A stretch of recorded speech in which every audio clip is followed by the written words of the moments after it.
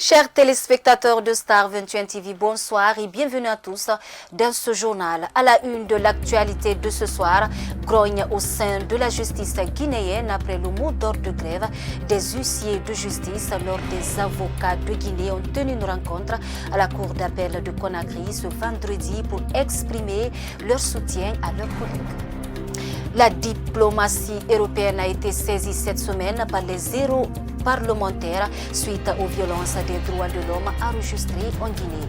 Vous aurez l'intervention d'un activiste des droits de l'homme en Guinée qui va se prononcer sur cette question.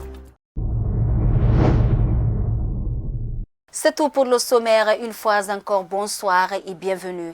Le principal opposant guinéen, Cellou Dalein Diallo, a déclaré sur un média de la place qu'un complot grotesque se préparerait à son encontre pour l'écarter du jeu politique. Ce vendredi, la mouvance présidentielle et l'UFDG ont réagi à cette sortie.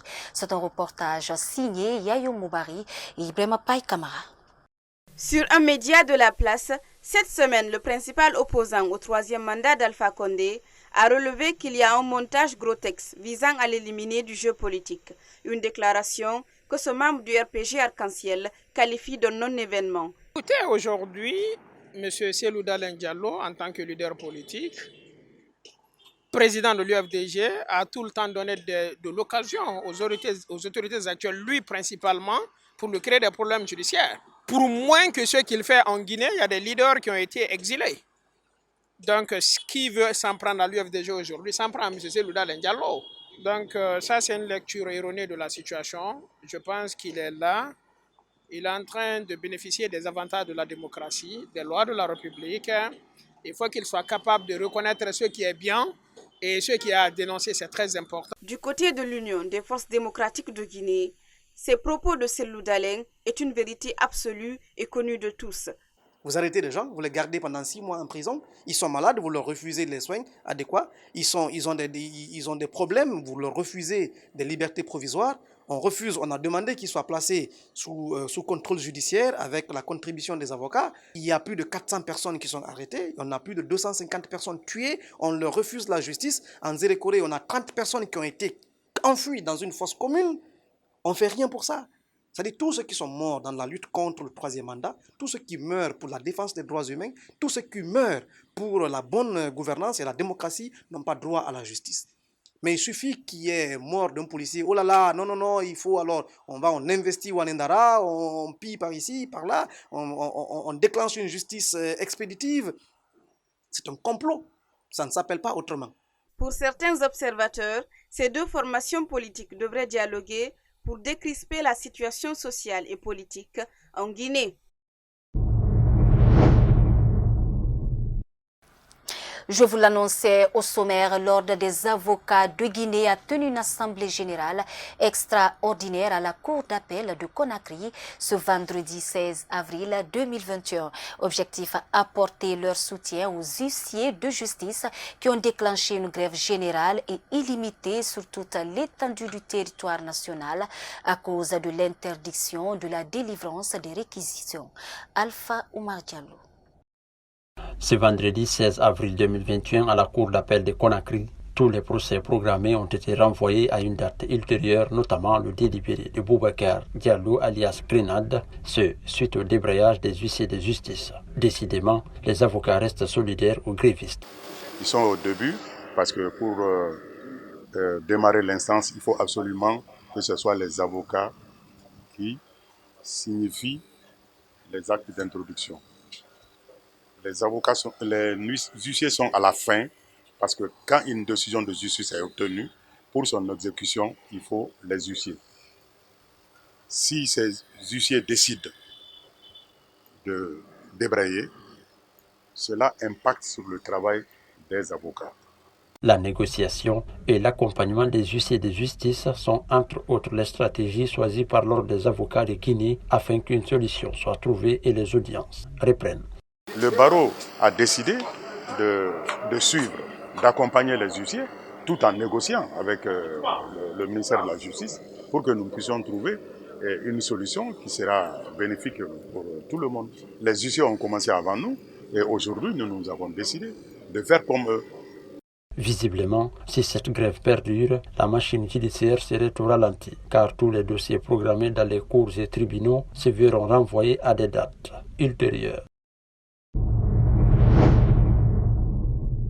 Je vous le disais également au sommaire, des europarlementaires ont saisi le chef de la diplomatie européenne face aux violations des droits de l'homme en Guinée depuis le référendum controversé du 22 mars 2020. Ce vendredi, le vice-président de l'OGDH, maître Alpha Amadou Desba, a analysé cette démarche. Pour lui, c'est une belle initiative à saluer. Reportage Kadiatou Bari et Brema Kalissila. C'est dans le cadre de la lutte contre la violation des droits de l'homme en Guinée qu'une trentaine d'eurodéputés ont saisi le haut représentant de l'Union européenne pour les affaires étrangères. Une situation qui ne laisse indifférent le vice-président de l'OGDH, maître Alpha Amadou Desba. Cet activiste se réjouit de cette démarche. Je pense que c'est l'aboutissement de notre plaidoyer au niveau international. Nous nous réjouissons que les eurodéputés prennent en compte nos préoccupations sur le plan local. Depuis plusieurs mois, nous avons fait un certain nombre de plaidoyers, non seulement sur le plan national, mais également sur le plan international. Donc c'est une très bonne nouvelle pour les activistes des droits de l'homme. Quant aux moyens de pression contre la Guinée, Alpha Amadou Desba explique que l'Europe le possède. Il dit espérer à la réussite de ce combat des eurodéputés. Il y a toujours des moyens de pression parce que n'oubliez pas que l'Union européenne est un des partenaires essentiels de la Guinée. Donc si des questions de droits de l'homme, ces questions d'ailleurs constituent une des conditions de financement d'un certain nombre de projets. Donc si cette lettre est bien accueillie au niveau de l'Union européenne, je pense que ça peut porter des fruits. Poursuivant, Desba interpelle l'État guinéen à faire face à la situation des droits de l'homme dans le pays. J'interpelle le gouvernement guinéen à plus de responsabilités par rapport à la situation actuelle. Se faire indexer à l'international par rapport à un certain nombre de violations des droits de l'homme n'est pas une chose réalisante pour un pays comme la Guinée qui vient de loin. Donc je pense que c'est une opportunité pour le gouvernement de mettre un terme à ces différentes violations des droits de l'homme qui sont aujourd'hui devenues récurrentes dans notre pays. Dans cette lettre adressée au chef de la diplomatie européenne, les eurodéputés ont rappelé que le 22 mars 2020, la Guinée a connu l'une des élections les plus contestées, plus violentes et les moins démocratiques de son histoire. Dans un arrêté en date du 29 mars dernier, publié par le ministère des Postes et Télécommunications, la hausse des appels téléphoniques serait probable. Cette nouvelle n'a pas réjoui les consommateurs. Nous vous proposons ce reportage de Mariam Bari et Brema Païkama. Alors que les citoyens guinéens n'ont pas fini de digérer la nouvelle sur la cherté de la vie, voilà, ils apprennent une possible augmentation du prix des appels téléphoniques. Une nouvelle que déplore est responsable de l'organisation citoyenne des droits des consommateurs. C'est une situation vraiment que nous n'apprécions pas particulièrement parce que nous savons déjà ce qui se passe avec ces opérateurs de téléphonie mobile. Généralement, la connexion n'est pas bonne, mais aussi lorsque vous achetez les unités, vous voulez faire des appels, il y a tout de problèmes avec ces opérateurs économiques. Tamba Letoleno demande aux autorités de revoir leurs décisions. Nous voudrions que le gouvernement puisse penser, n'est-ce pas, à la population. S'il y a une augmentation sur les prix des hydrocarbures, bon, on ne sait pas quels sont les arguments qu'eux peuvent placer, mais nous, en tant qu'observatoire citoyen des droits des consommateurs, on ne peut pas s'opposer catégoriquement, mais nous voudrons demander à ce qu'il y ait des mesures d'accompagnement afin de pouvoir soulager, n'est-ce pas, les consommateurs.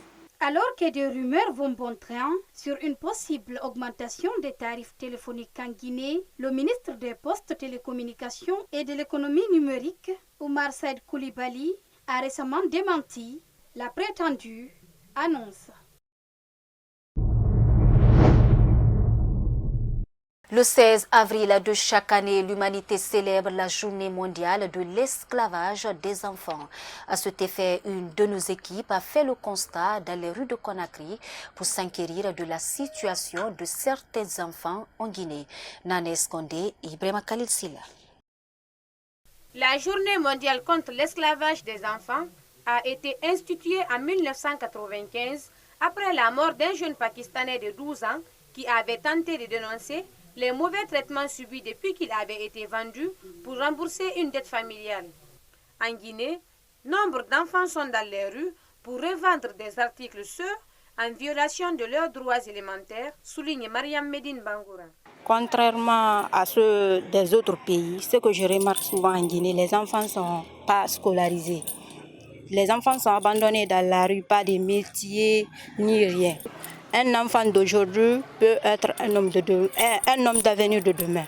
Almami Texan Kamara est conducteur de camion. Il explique des difficultés qu'il rencontre dans la circulation avec ses enfants. Nous les chauffeurs, on roule chaque jour, chaque moment sur la route.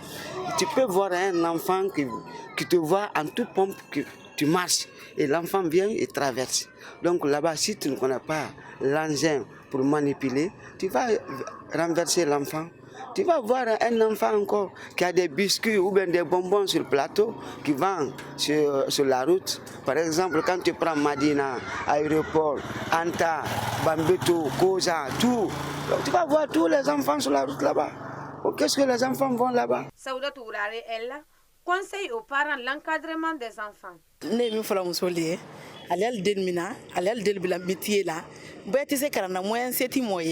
Ce que je peux demander aux parents, c'est de scolariser les enfants ou leur mettre dans un métier, parce que tout le monde ne peut pas étudier. Au lieu de les abandonner en pleine circulation avec beaucoup de risques, le gouvernement ne peut pas faire tout ça pour nous. Les miettes ne peuvent pas construire l'avenir d'une personne. C'est juste pour Selon certains chiffres, les enfants représenteraient plus de 10% du potentiel de la main-d'œuvre mondiale. Les enfants esclaves contribuent chaque année plus de 13 milliards d'euros au PIB mondial.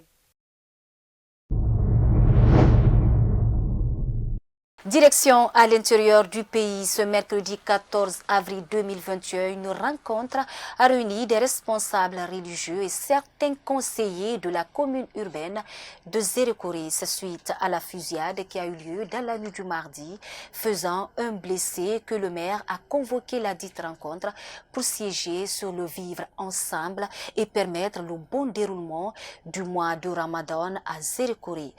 Correspondance de Paul Foromo Sakouvogi, basé dans la région.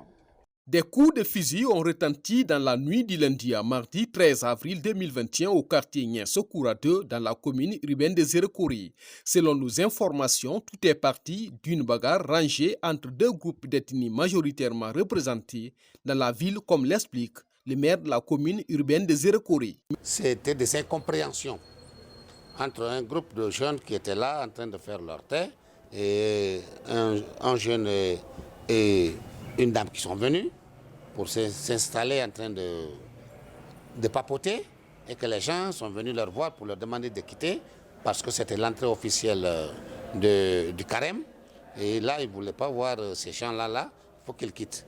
Et je crois que la personne à laquelle on s'est adressé n'a pas digéré, lui aussi il a essayé de discuter, donc de façon, chaque groupe maintenant recevait ses adeptes. Le jeune est là avec ses adeptes, l'autre est là, les gens de la religion sont là, ils viennent en grand nombre, ça commence à discuter. Et la CMIS a été prompte, ils sont venus, ils ont dispersé les gens pour un premier temps. Les gens sont rentrés. Et après la prière encore, c'est la même famille qui sort, je ne sais pas encore pourquoi, commence à discuter, à tempêter, et jusqu'à ce que il y a eu même tir d'armes locales. C'est suite à ces incidents que les imams et certains conseillers de la commune urbaine ont tenu une rencontre ce mercredi 14 avril 2021 dans la salle de conférence de la mairie de Zérekore. Ils ont parlé du vivre ensemble et du maintien de la paix dans la préfecture de Zérekore. Juste pour préparer le mois saint, préparer la conscience des gens pour que le vivre ensemble qui est à Zérekore continue et que la paix soit toujours entretenue pendant tout ce mois saint. À leur tour, les imams ont pris l'engagement de sensibiliser les citoyens pour le bon déroulement du mois saint de Ramadan, mais aussi du maintien de la paix à Zérekore. Ils ont lancé un appel aux citoyens. Que ce soit musulmans ou bien chrétiens, on n'a qu'à réserver la paix que nous vivons en l'air là. Tout le monde me dit On entend la vie c'est cher, mais on reconnaît qu'il y a la paix maintenant. Il n'y a pas de guerre à Zérekouré maintenant. La ville de Zérekouré est souvent exposée aux affrontements à relents ethniques. L'incident qui s'est produit au début de la semaine a créé la psychose dans le cœur de plusieurs citoyens. Sport pour finir cette édition d'information. Le championnat guinéen Ligue 2 se poursuit sous les stades du pays. À l'issue des phases allées, le club de Kankan Milo FC reste toujours leader avec 28 points. Cet exploit réveille l'envie de l'élite guinéenne au sein de la formation. C'est un reportage de Mohamed Salou Diallo et Alassane Soula. Les phases allées de la Ligue des Guinéennes est terminée. Le Milo FC continue sur sa série de victoires. En 14 matchs, il a fait 8 victoires dont un match à domicile et 7 en déplacement. Un bilan qui le permet d'occuper la tête de la Ligue des Guinéennes. Au compte des phases retour, il a remporté son match face à Kaloum FC le mardi dernier sur le score d'1-0. Le coach adjoint exprime sa satisfaction. Nous sommes très ravis de cette prestation du groupe. Vous savez, je travaille avec un monsieur qu'on appelle Mamadou Bassila, gaucher, qui était parti à Kankan pour une formation pour nous former. Mais franchement, il est venu. On avait un groupe. Mais depuis son arrivée, on a trouvé une équipe. Avec cette victoire, l'équipe de Kankan consolide sa place de leader avec 28 points. Les joueurs se projettent sur leur ambition. Quand nous sommes à la tête du championnat, ce n'est pas surprenant parce qu'on a accepté de travailler. Et quand nous sommes chez nous, on travaille beaucoup. C'est ça notre force, le travail. Notre objectif aujourd'hui, c'est de monter en Ligue 1, jouer l'élite la saison à venir. Et l'avenir va en parler. Vu que nous sommes premiers aujourd'hui dans le championnat national Ligue 2, cela est dû à un gros travail. Parce que nous avons des infrastructures à Kankan qui nous permettent de travailler très bien.